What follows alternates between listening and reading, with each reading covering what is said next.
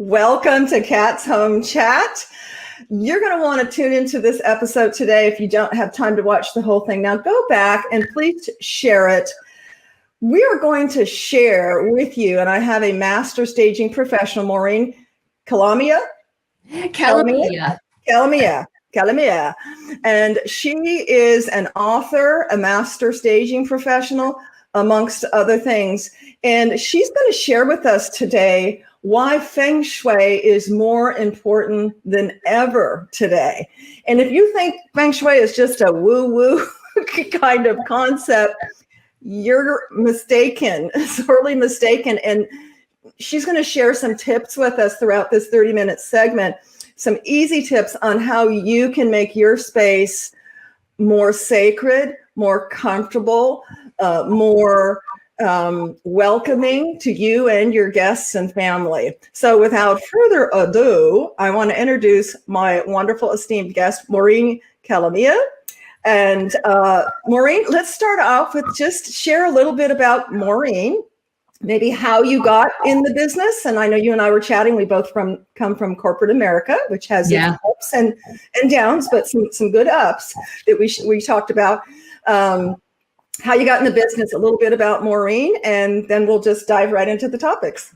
Sure. Thank you, Kat. It's a pleasure to be here today. And just a little correction, I'm not a professional stager.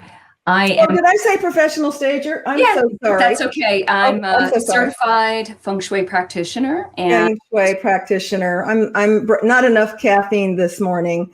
Yes, a certified Feng Shui practitioner. And I know that because I'm just going to jump right in here and say she's an author creating luminous spaces. I love that. I wished I would have thought of that luminous for my next book. And I'm about more than halfway through. Wonderful book.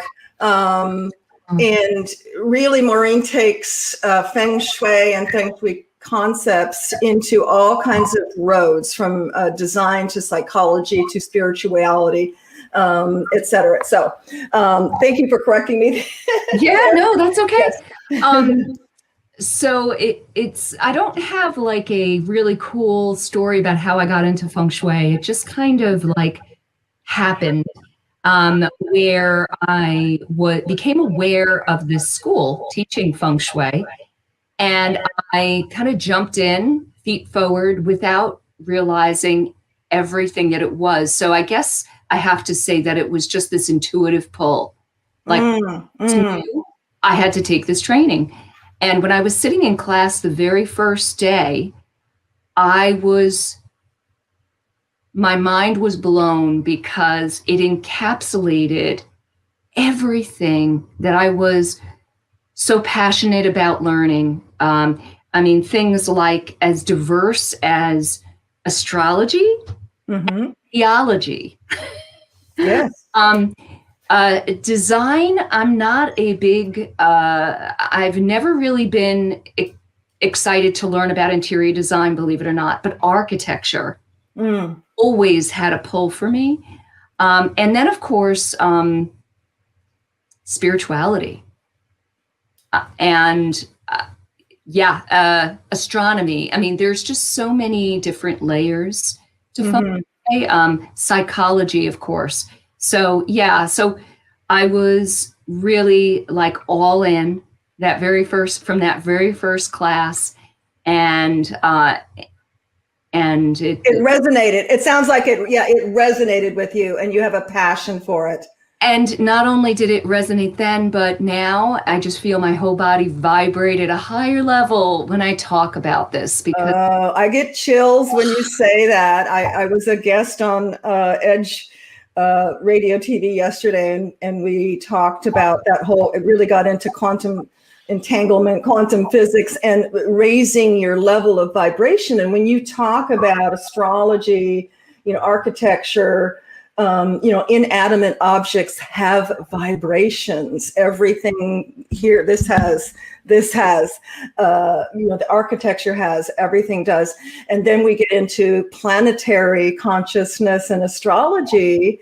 I'm loving that people, and I'm so blessed and happy to have guests like you and to help share and raise that level of consciousness to where people realize and are aware of that whole connectedness that we really embody. We're not just, we're spiritual beings, in this human body, but everything is interconnected, as quantum entanglement talks about.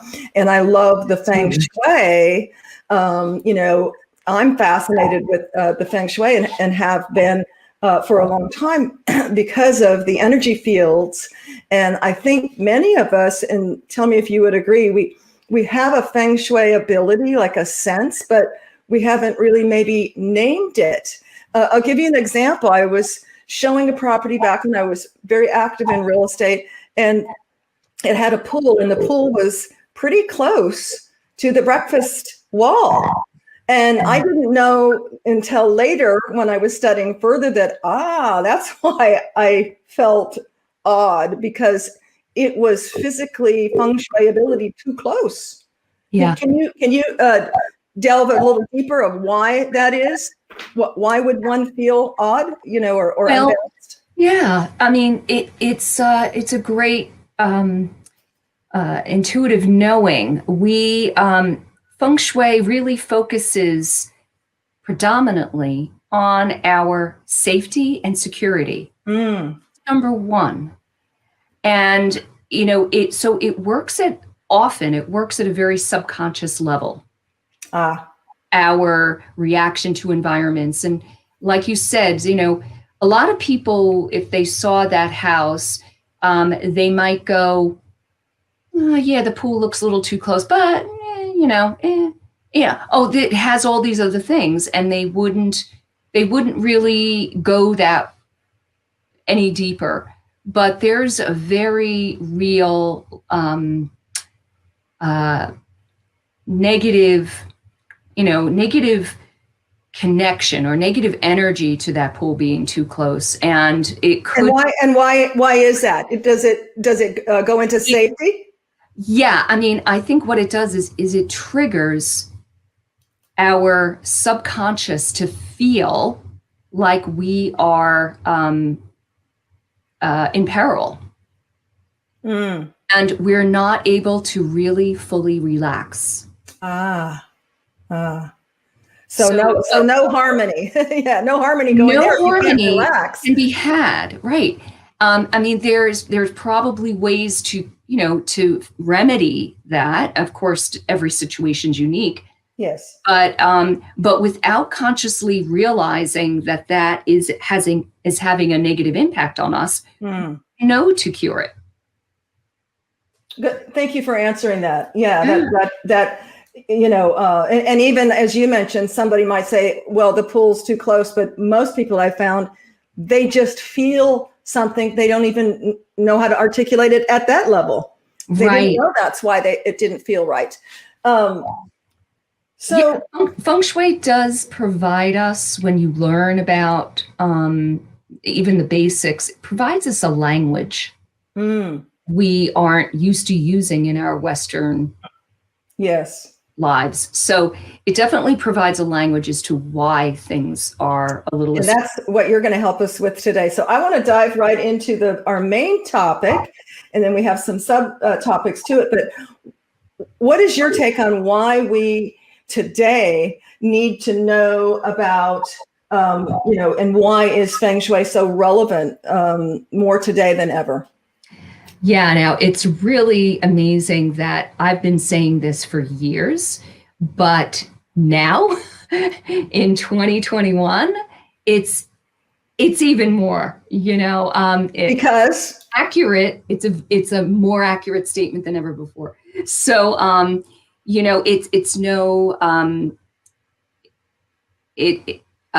we've absolutely, all of us have been in our homes more than ever before. And of course, us non-essential workers who can work from home, now our homes are everything to us. They're a complete sanctuary, hopefully. But yeah, I mean, this is where we're living our lives 24/7. And then, there's people that used to be on the road all the time. Yes. Hardly ever lived at home. So their home was just this kind of stopping ground in between trips. Mm. And it didn't really matter to them. Oh boy, this past year, it's really mattered. Mm-hmm. You've got that other group of very challenged people who are essential workers that had to continue going out and doing everything. Their homes now have been their place of trying to recuperate and to rejuvenate after all the stress of their work has just been compounded more than ever. Mm. So, and then of course, we have the unique situations where grown children have moved back home, or other, extended family have grouped together for all sorts of reasons. I just did a consultation where, several extended family members lost their jobs because of COVID. So wound up moving back to the family home. Siblings are now living together, and it's, so our homes have become this space where we really need to learn how to adapt and how to make it more harmonious for the new and perhaps temporary situation. But it's been a temporary situation for a year now. For a long time, for an absolute long time. So I want to go back, but I want to digress a little bit. I want to go back to some solutions. What are some easy things that folks can do when they are, using spaces for multiple uses, in a less than ideal, more crowded space, multi housing, et cetera. But if you could take us back to why was Feng Shui created, I guess? How did it come about? Right. So, as we started talking about a little bit at the beginning, Feng Shui, I think the majority of people who are familiar with the term, they think it's more about, it's like the art of placement. It's just like arranging furniture and maybe color and art. It doesn't really go beyond that. But, according to, what we're understanding, how the ancients felt, it was more a way of life. And it was the acknowledgement that the outer environment or the outer world was connected to the inner world. So it is with that Feng Shui practitioners work. That is where we work, because we are looking to help inspire change. But just going back to the ancients, like I said before, they looked at this as, number one, we needed to find places that would be safe to build our villages. So let's look at the land. Let's look at the formation of the land. Is there enough water? Is the soil good for crops? Is there too much wind? Or is there just enough? So, when people think about Feng Shui, they do think about the concept of yin and yang, or yang, however you want to pronounce it. And, those are complementary opposites. And most people, I think, understand that, yes. Yin is like the more feminine principle. It's soft, it's yielding, it's quiet, it's muted. Where yang or yang is more masculine, it's bright, it's loud, it's bold colors, it's, so those two, neither one is bad. But what is really desired in a space is that there's a complement between those two. So a balance, yeah. Yeah. So, going back to looking for the land, they wanted to make sure that there was a right balance of water, not too much, not too little, a right balance of the breezes, not too much, not too little. And, it's almost like the Goldilocks principle. Like, needs to be just right. It needs to be just right. And, so they would look for the right places to build. So that's really how Feng Shui started. And what kind was that in Asia? It was China, or maybe 5,000 years ago. We're really unsure. Could even go back longer than that. But it was just, it was the shaman that understood how to read the land, how to read the weather patterns. So that's why I talk about geology. I mean, they understand, they tasted the soil. They would know if there was too acidic, too alkaline, what was appropriate. So there's just so much knowledge and richness going back. And, and to just say that now it's just kind of like interior design is really a wrong understanding of what. Oh, sure. And I think there has been a level of consciousness raised, beyond that. I think most people, at least I hope that most people understand that it's energy. It's directing and balancing energy into a harmonious space to make our spaces sacred. We are so, since the Industrial Revolution, I mean, we're just so behind walls and, exposed to EMFs and, we're not connected to the earth, the water, and I'm not going to steal your thunder. So talk about what are the 5 elements? I mentioned earth and water, but tell us a little bit about the 5 elements and how they feed and balance each other. Yeah, and I just love where you were going with that. So I just want to add a little bit to that. So if you think about 5,000 years ago and they were building their homes, it was, of mud and clay or straw, right, or stone, whatever was locally harvested and what was appropriate for the weather. Yes. And so unlike. Right. So now, after this major, industrial revolution and the explosion of house building after World War II, everything is synthetic. I mean, yes, the base of everything is natural materials, but it's so distorted and synthetic. And then our buildings became like sealed because of in the 1970s with the energy crisis, the oil crisis, everything then, lock everything down. So it's super tight. And then came out sick building syndrome and, all these problems that arose because all these chemicals that we brought into our homes and our workspaces were hermetically sealed inside. Yes. And, and that's still going on today. It wasn't that long ago, 7 years ago, I worked in the building industry, new homes for about a decade. And we espoused, having the tightest, most energy efficient, which is the tightest, and as you say, hermetically sealed home. And although that's lovely for our energy bill, which were just minuscule, not so good for flow, for chi, which is energy for our interior spaces. So, yeah. Yeah. And then just being able to open windows and air out the home. In so many of areas of the world, it's desired to have either heat or air conditioning on all the time.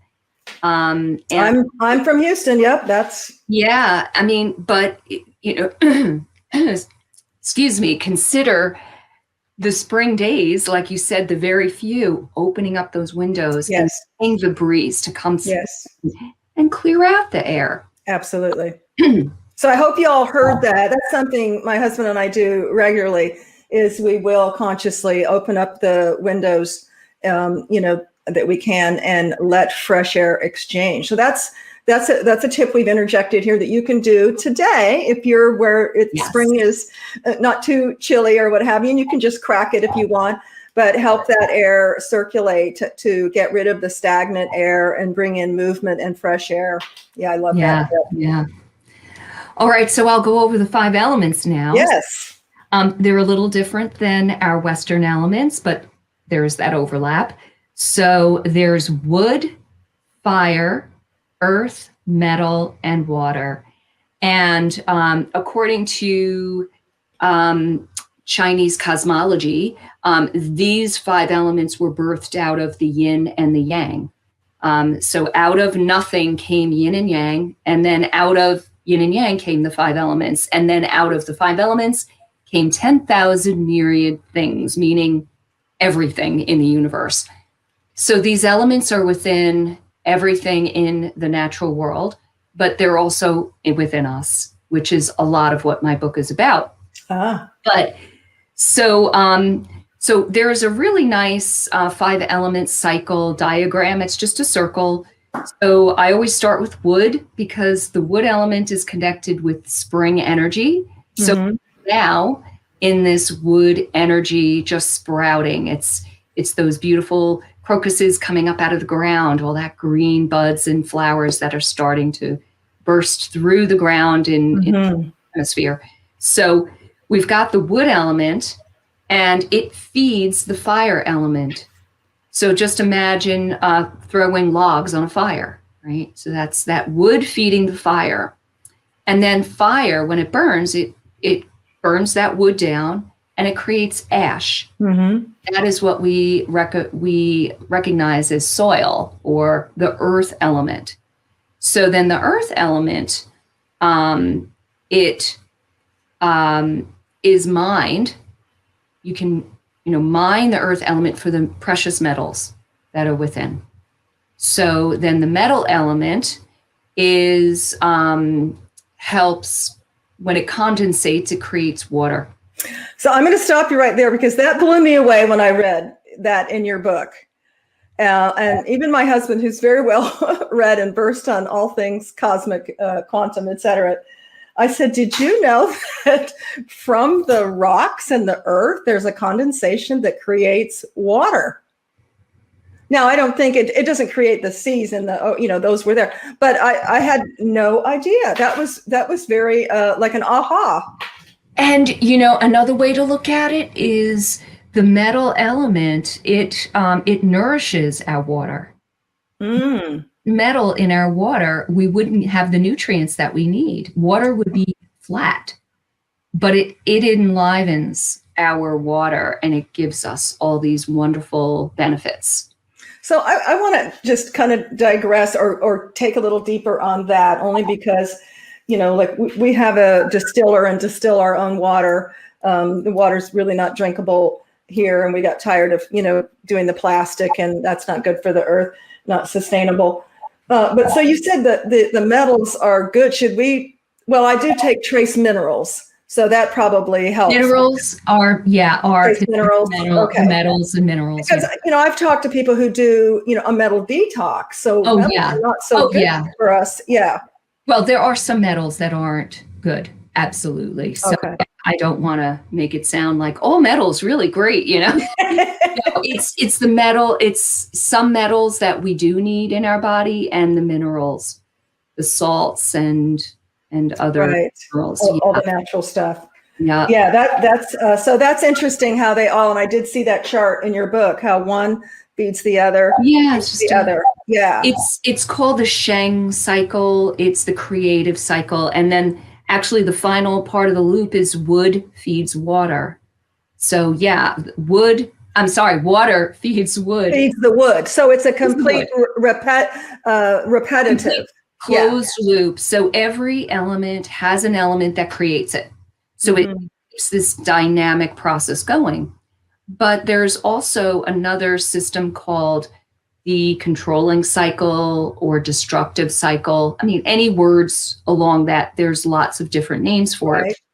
But it is where I'll start with the water element because this is easy to understand. So the water element goes up to fire and puts it out, right? It douses the fire. And it's actually a 5-pointed star in the middle of the circle. So it's a very cool diagram. So water douses fire, and then fire melts metal. So that's the other point coming down. And then metal chops wood. So that controls wood. And then wood breaks through earth, which is what we're experiencing in the last month, at least here in New York, is those sprouts are just busting right through the soil. Isn't that just amazing? Their way through the soil. No matter how compact the soil is, it finds its way. Controls earth, and then the earth dams up water, like beavers build a dam. So it contains the water. So in that perfect 5-pointed star, every element now has an element that controls it. That controls it. Yeah. So there's this perfect balance in nature. When nature's left to its own, it always finds its balance. Mm. And it's a dynamic tension between this beautiful, perfect circle and this 5-pointed star in the center. And I like that. I like that. Yeah. It's a dynamic tension that is perfect. creates harmony. Yeah. And this is part of traditional Chinese medicine too. It's not just Feng Shui. It all Right. from the same philosophy. Right. That's awesome. So let me ask you this, Maureen, do you, and maybe I haven't gotten to it in the book yet, but do you purport using the Bagua at all in your studies? Absolutely. There's lots of tools that we use in Feng Shui, and the Bagua map is a great tool. It is a way to assess our spaces by just kind of overlaying it onto our floor plan or onto our property at a larger level, and to see what's kind of going on in these different areas. And these 9 boxes, these 9 different areas represent pretty much every area of our life, from career to health to romance and relationship to wealth and abundance, family, pretty much, I would say everything is covered there. There's an area for anything that you want to enhance or you have a challenge in your life. So just real briefly, so people who maybe haven't heard of the Bagua, if you could give a 2-sentence, what is that? It's a roadmap that ties to Okay, so yeah, it's basically this hologram that, like I said, we can lay over a property depending on what school of Feng Shui you practice.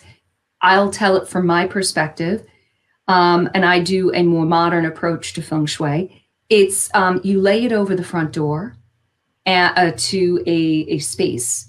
So if your home is basically, say, a Cape Cod, which is just a simple rectangle, you lay it over, and you've got the door in the center of the property. So you'll have the career area there, and you can simply lay it over. Okay, so I understand that, but kind of a higher level. How is the Bagua created, and how is it tied to Feng Shui? What Feng Shui elements? Like, did they decide, this is tied to back to the 5 elements? I guess I'm just trying to, or is it astrology based? It is astrology based, and it actually comes from this folklore of a turtle up out of the Yellow River. And it had these dots on its shell.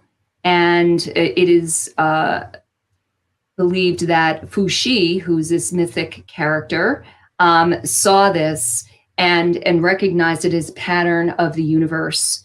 And created what we look at as the early heaven Bagua, which is something that some practitioners use. It's not used most often, but then years later, there was discovered a different arrangement of those areas, and it's called the later heaven Bagua, which is what people use most often. And is the later heaven Bagua? Okay, yeah, perfect. And it's really let me just say, it's based on the dynamic of change in the universe. Okay. It helps us understand how energy shifts, and the 5 elements are layered into this. So they are part of that. Okay, perfect. They're intermingled, and that's what I wanted to make clear to our audience. So one of the things that I've, kind of struggled with when I've kind of played around with the Bagua, Feng Shui, et cetera, is a couple of things. And first off, being in real estate for many years, oftentimes that would be a consideration, that the lot was facing the wrong way or the door was facing the wrong way. But what I found out is it was complicated because there are different ethnicities Indian to Chinese to others, that it's a different direction. So does that mean they're just using probably maybe one of the later schematics, if you will, or an earlier one? Well, why would the door be different? Okay, so in India, there's a complementary practice called Vastu Shastra. Predates Feng Shui, from what I understand. And so there are certain directions that are different. I mean, all the directions are the same, but there's certain directions that are better than others, according to that system. But I think one of the really important things to understand is a lot of the kind of rigid guidelines on best directions depends on where you are geographically. And how the winds come in, and if there's a mountain behind you, or it's really unique. So there's more than one element there's more than one consideration to make. Every situation is unique, and it's not like a rule, like, oh, you must face cookie cutter. Yeah. And I guess that's where it was confusing for me. I'm like, wait a minute, I thought it was northern exposure.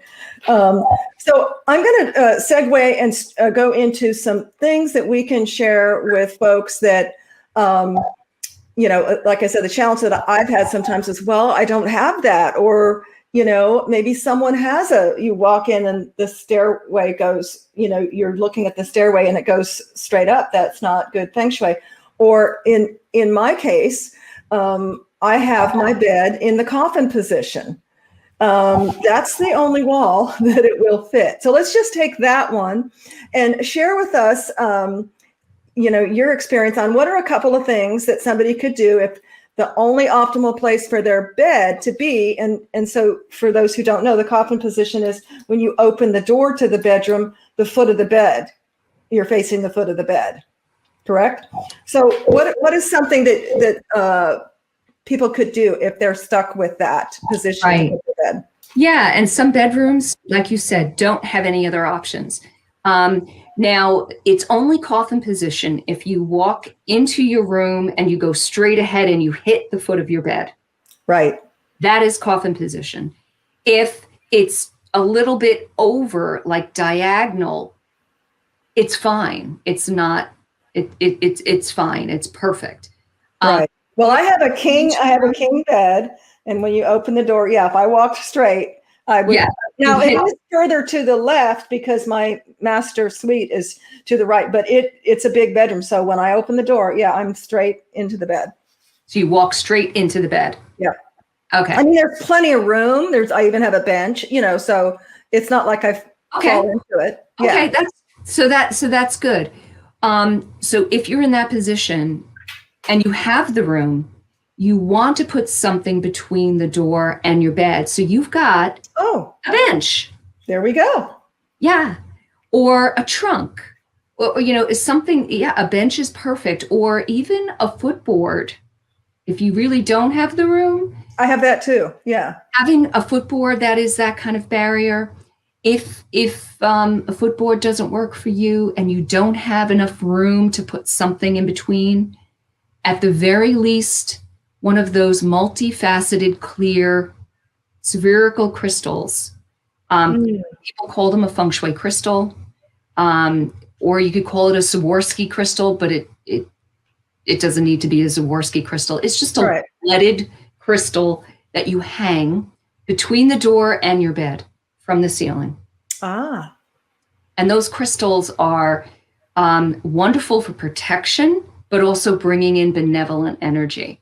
So that always works when there's issues of space. Awesome. So, well, let's talk about the other one, because again, I've run across this, showing lots of homes. What if there's a home that you fall in love with and you want to buy, but it does have, when you walk in, the stairs are right there to go straight up. Right. What would one do in that case? So, at the very least, one of those crystals that hanging there between the front door and the base of the stairs. You could also get one of those chandeliers that have if you know, if it's a Oh, right. If you've got the space chandelier, there. most chandeliers have one of those crystals. What I just say is you like activate it with intention. So it's an important thing to just kind of energize it with what you want it to do. So it's protection. You don't want your energy to come in the door and go straight up. Any energy that comes into your home, you want it to nurture the public space of your home. And thank you for describing that, because it was a little remiss. People may not realize why isn't that good? And you described it very well. So we want the energy to dissipate into the space. Right. If it just goes up, the public spaces in your home are not getting nurtured, and you could actually have problems with sleep. One of my pet peeves, and hail out there to all the folks that teams and folks that clean homes, but I know that they think that I'm going to leave the seat up on the toilet because that way they know I cleaned it. I mean, we even have, in hotels, they have it lifted up sometimes with those bands around them. But that's one of my pet peeves is put the lid down on the commode, because the same concept, right? You don't want your energy going out the drain. Right. And if you when you lay the Bagua map over your home, there's certain areas that it's really a challenge to have a bathroom, like the wealth corner, and that's like your money going down the drain, or romance, your romance going down the drain. So you kind of think of it metaphorically, but also health-wise, it does make a whole lot of sense to close your lid before you flush, because it's now become pretty, a lot of people realize that the bacteria in the waste goes up into the air when you flush. Wow. I think I normally do that, but that's a good thing to raise to your level of consciousness, is to close the lid first. So from a practical standpoint, hygienic standpoint, and we have a super flush toilets. When we bought our home, it had, it's just like, it's like a jet, So wow, how much bacteria could potentially be going up in the air if you don't close the lid. So that's a great one. We are at about 37 minutes here, and I could just talk to you for the next couple hours. You've got such great stuff, but I want to give you a minute. Let's just take a couple more minutes before we sign off. And is there anything besides the couple things that I mentioned that you'd like to share with our audiences for some easy things that they can do today to kind of bring more harmony and energy into their space through Feng Shui elements? Okay. Well, I think the most important one is to look at your home, or look at your artwork that's around your home, and consider each piece. Like, how do you feel about each piece? I mean, it kind of is like, the Marie Kondo, like, does it spark joy? But it's true. But it's true. Yeah. It's really amazing how often I am working with a client and there's a piece of art that is absolutely impacting their emotional state. They don't even realize it.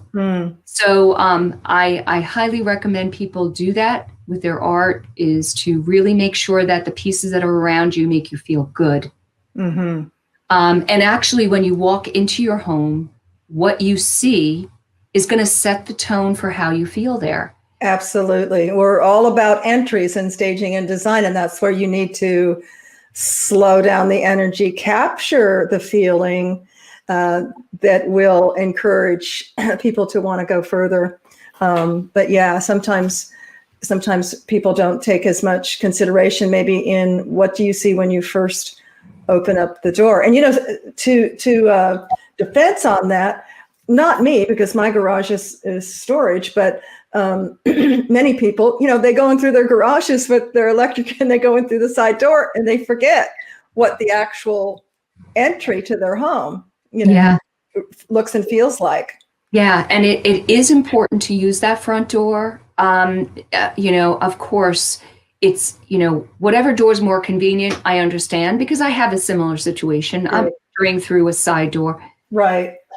We open the front door at least once a day for deliveries, for mail, for, walking the dog, or just getting a breath of fresh air and welcoming the energy from the neighborhood into your home. That's a great tip. Yeah, that Yeah. I think, again, many people may not have thought about, that there's any value, in letting that energy in and receiving that energy from the outside, and to be purposeful, even if you have, a logistic that you need to go in through the garage. That's a great one. That's fantastic. I actually had a realtor who, when I did her consultation, I walked in through the side door, which usually happens, but then I purposely go out to the front door a little bit later in the consultation, and I walk in very consciously aware of what I see.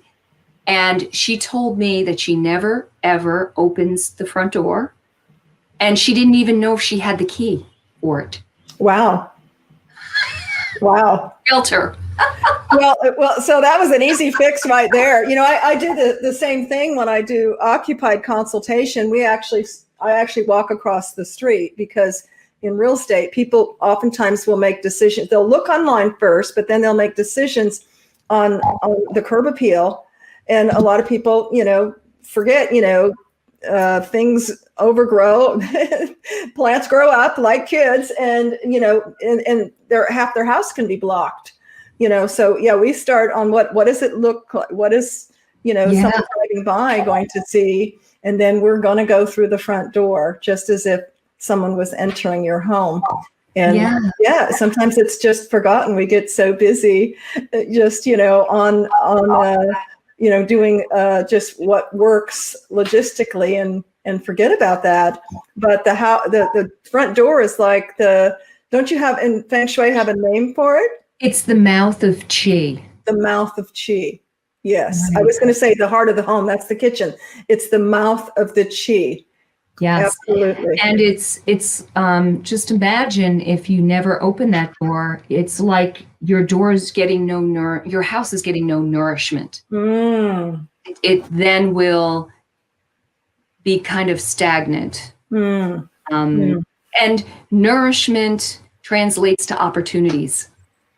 Absolutely. Because nourishment is growth and new beginnings, and, all of that stuff. So I'm going to wrap up here with tomorrow is spring. I'm so excited. And Maureen and I were just chuckling. We both kind of staged our spaces here. With my Cat's Eye and Decor custom biophilic. She's got her whole, swirl blue matched with her jewelry and all of that. And we can stage your life. We can stage our homes. We can make our homes more Feng Shui friendly, which really means harmony and creating a sacred space, no matter if we live in a one-room apartment or a mansion. And we're going to feel better because of it. We're going to raise our vibration like we're doing today. And one thing you can't see here, it's so funny because my husband buys me, store-bought flowers, once a week. And he had bought some from Walmart that lasted I want to say 2 weeks. So I was so excited. I was out at Walmart and I picked up not one, but 2 bundles. They were marked down. And of course he shows up with a bundle. So we have 3 bundles of flowers to bring in spring. But you'll pick flowers in your yard, even beautiful stems, and put them in a vase, and help welcome in the spring, and increase your vibration. And I think it's a good Feng Shui thing. Would you agree, Maureen? Absolutely. It's one of the things I recommend to people is have plants in your home, live, healthy plants.